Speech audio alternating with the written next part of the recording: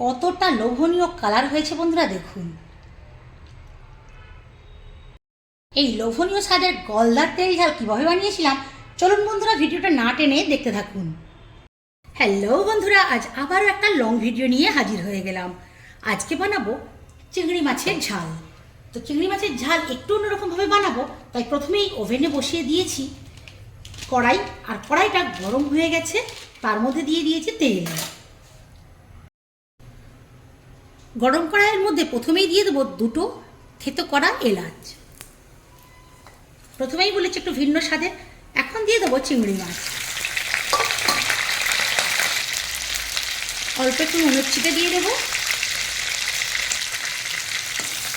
ভালো করে নাড়িয়ে টাড়িয়ে ভেজে নেব। ফ্লেমটা কিন্তু হাইতেই রাখবো।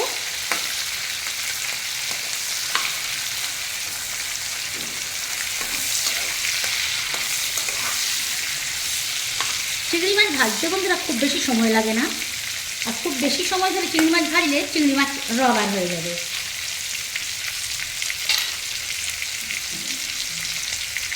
এখন আমি দিয়ে দেবো চিংড়ি মাছের দাঁড়াগুলো। এটাকে একটু নাড়িয়ে ভেজে নেব। আপনারা চাইলে এটাকে স্কিপ করতে পারেন বা ফেলে দিতে পারেন, তবে আমার এটা চেবাতে ভালো লাগে, তাই আমি এটাও ভেজে নিচ্ছি।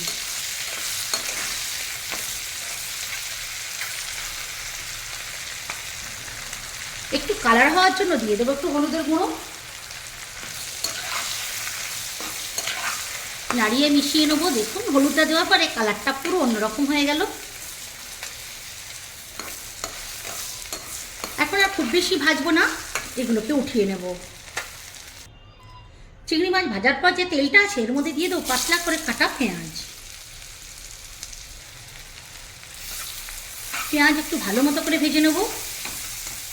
পেঁয়াজটা কাঁচা এতটুকু রাখা যাবে না, কারণ পেঁয়াজের একটা কাঁচা গন্ধ আছে, সেই গন্ধটা অবশ্যই যেতে হবে। তো সেই জন্য পেঁয়াজটা প্রায় 80% মতো ভেজে নেব। পেঁয়াজটা দেখুন ঠিক এইরকম ভাজা ভাজা হয়ে যাবে। এর মধ্যে দেবো অল্প একটু আদা রসুন, খুব মিহি করে পেস্ট করা আছে। ফ্লেমটা এখন লোতে করে দিয়েছি। এটাকেও খুব ভালো করে একটু ভেজে নেব।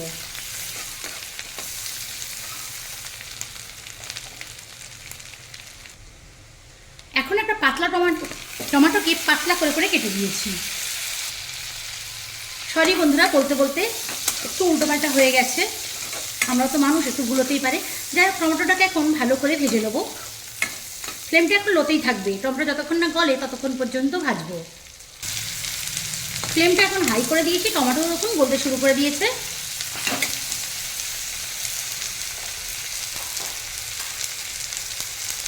এখন এক এক করে সমস্ত মশলা দেবো। নুন যেহেতু আগে চিংড়ি মাছে ভেজেছি কম দিলাম। ঝাল ঝাল হবে যেহেতু ঝাল একটু বেশিই দিলাম।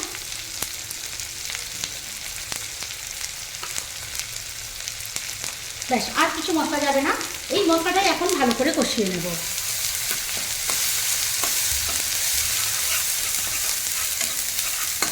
তলায় লাগতে শুরু করেছে, আর বেশি মশলা পোড়ানো যাবে না।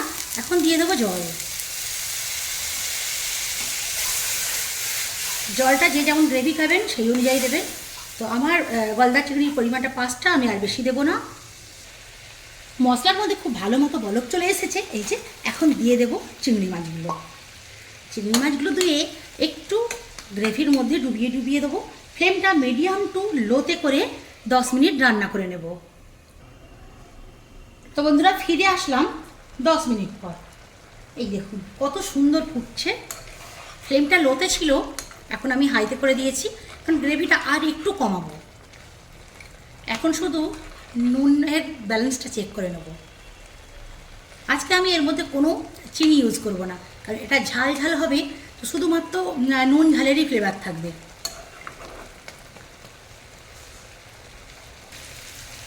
সবশেষে দিয়ে দেবো 4টে কাঁচা লঙ্কা, শুধুমাত্র ফ্লেভারের জন্য। এখন ঢাকা দিয়ে ওভেনটা অফ করে দেব। একটু পরে ফিরে আসছি। তো বন্ধুরা দেখতেই পেলেন কিভাবে বানালাম এই চিংড়ি মাছের ঝাল। তো আমার চিংড়ি মাছের ঝালের পদ্ধতিটা আপনাদের কেমন লাগলো অবশ্যই কিন্তু কমেন্ট করে জানাবেন। ভালো লাগলে লাইক করবেন, শেয়ার করে অন্যকে দেখার সুযোগ করে দেবেন। আর যারা যারা এখনও পর্যন্ত আমার এই ইউটিউব চ্যানেলটা সাবস্ক্রাইব করেনি, সাবস্ক্রাইব করে আমার সঙ্গে থাকবেন। এই লোভনীয় স্বাদের গলদার তেল ঝাল কীভাবে বানিয়েছিলাম চলুন বন্ধুরা ভিডিওটা না টেনে দেখতে থাকুন।